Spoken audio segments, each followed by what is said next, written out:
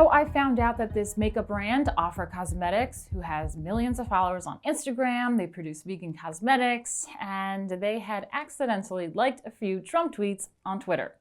And people are really pissed off. OFRA claims that they were hacked and they just tried to ignore the backlash, but I personally think that someone in the company who has access to the social media account had accidentally liked some Trump tweets thinking that they were on their personal account. I mean, it happens. You know, the responses, however, are completely insane. People are going nuts, and they remind me of the New York City Arts Days when people would find out that you like Trump in the arts or fashion or whatever. Then they would claim that you're racist. They demand that you get canceled, blacklisted, and just get your lives ruined. One Instagram user made it her mission to publicize this and have people attack the cosmetics company. I mean, why are people so obsessed with something like liking tweets? Really? Instagram user said, "Yet another company I won't be supporting. Canceled. Thanks for exposing. I'll never buy OFRA Cosmetics as long as I live." It's a makeup company. Why are they literally initiating in politics? Don't they have their personal accounts? I mean, I see this reoccurring comment over and over again, and they seem to keep ignoring the fact that it was a mistake. They just can't comprehend that it was a mistake. They didn't mean to do it. Obviously, they didn't want those likes to be public, but like typical leftist fashion, they pretend that they can't distinguish nuance. Not when it's spewing hateful shit. You clearly don't realize how this shit affects people. The government shutdown has hurt a lot of people in DC and around the US. People in DC, really? I mean, it looks like they're out at the beach vacationing since the shutdown.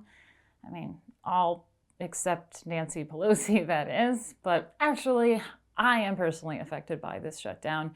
I am not going to go into detail as to why because it's personal, but I am going to blame the Democrats for it because they seem to be really stubborn and not want to compromise. And if it were the other way around, they would be blaming Republicans for the ones being stubborn and forcing a shutdown.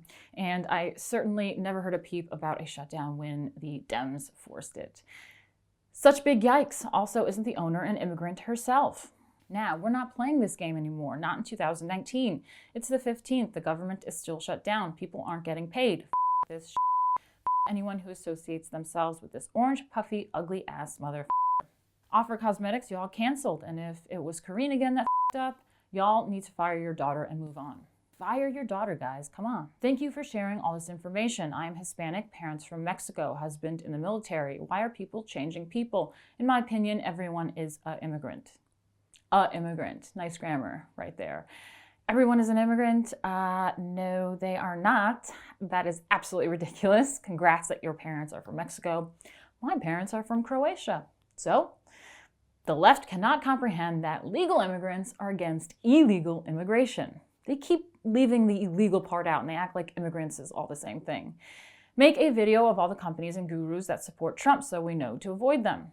They love exposing Trump supporters and ruining their businesses and lives. It's not about being liberal or conservative. It's about not supporting an individual who incites racism, violence, and hatred, a man who acts like an insolent and petulant child. Racism, violence, and hatred? Sounds like the left to me. Again, they pretend that they don't understand that it was a mistake. And they pretend that it is completely out of line to have accidentally liked a few tweets. It's just some tweets. Calm down. And they think that a company should never show political affiliation. But that's interesting because many companies show support for the left and nobody seems to have a problem with that. The most recent Gillette ad was very clearly liberal feminist propaganda and featured the Young Turks. Nike made a stand about politics. We all remember that one. TD Ameritrade and Ancestry.com pulled advertising from Tucker Carlson. Grubhub.com, the CEO, Matt Maloney, had a tantrum after Trump won, asking Trump supporter employees of his if they don't support inclusiveness to quit. Netflix CEO said Trump would destroy much of what is great about America. Created a racist Dear White People SJW video attacking white people for being white. Ben & Jerry's recently made a resist ice cream. Lyft gave $1 million to ACLU in response to Trump's travel ban. Macy's pulled Ivanka Trump's line after Trump won.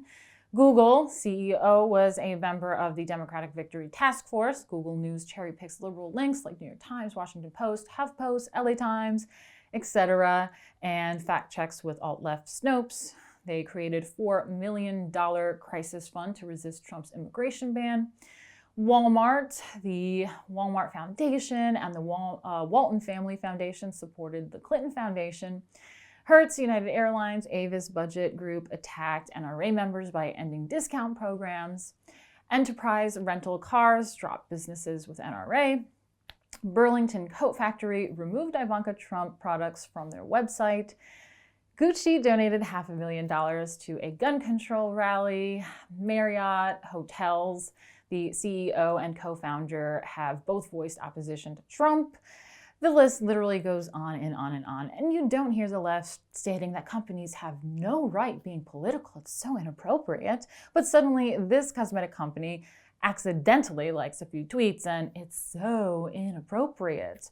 I mean, the hatred is so deep. People are out for blood simply for liking some tweets accidentally. It doesn't matter if they make decent products. It doesn't matter if it's vegan, run by an immigrant. None of it matters if you liked a Trump tweet. I mean, I just can't believe we are still playing this game. I thought that during the 2016 election, things were pretty volatile and all the racist accusations would die down a bit after a while and the left will look a bit stupid and ridiculous. But it seems years later that they are just as volatile as the election. I mean, Trump derangement syndrome is real. If you want to see more from me and the rest of the Rebel team, like and subscribe.